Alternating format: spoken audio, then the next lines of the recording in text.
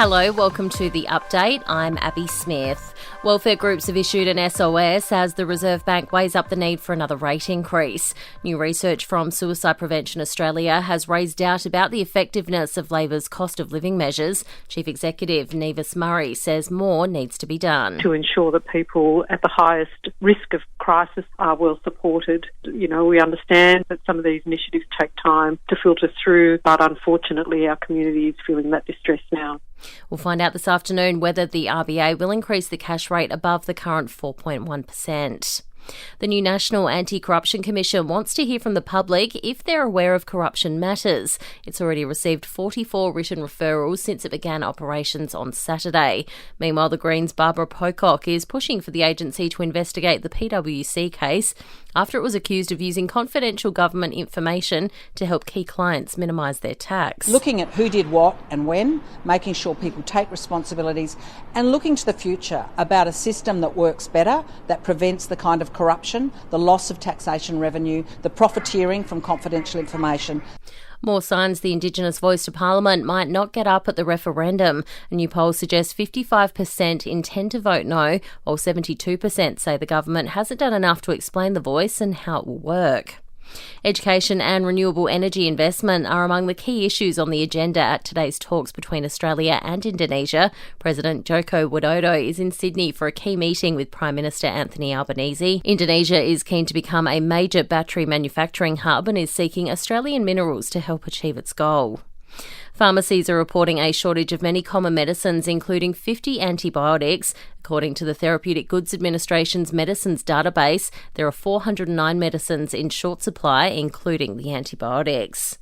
Overseas, the 4th of July travel plans of thousands of Americans have been thrown into chaos. More than 1,700 flights have been delayed or cancelled amid storm warnings. While in the UK, they're bracing for heatwave conditions later this month, with temperatures to soar as high as 40 degrees next week. And the Barbie movie has been banned in Vietnam. The film shows a map with the 9-dash line, a representation of China's territorial claims in the South China Sea. Vietnam says the inclusion violates its sovereignty. Entertainment and sport next. Aussies Storm Sanders and Max Purcell have both been knocked out of Wimbledon in the opening round. Jordan Thompson advances to the second round to face Novak Djokovic.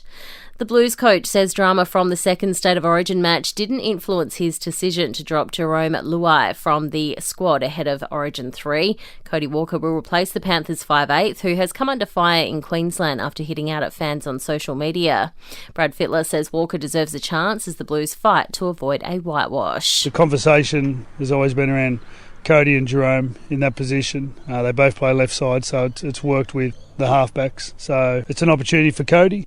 Just two changes for the Maroons, with AJ Brimson and Corey Horsburgh called into the side. Parramatta Eels star Dylan Brown has been suspended for a further 4 matches and fined $40,000 by the NRL Integrity Unit over sexual touching offences. And Nathan Lyon has officially been ruled out of the rest of the Ashes series.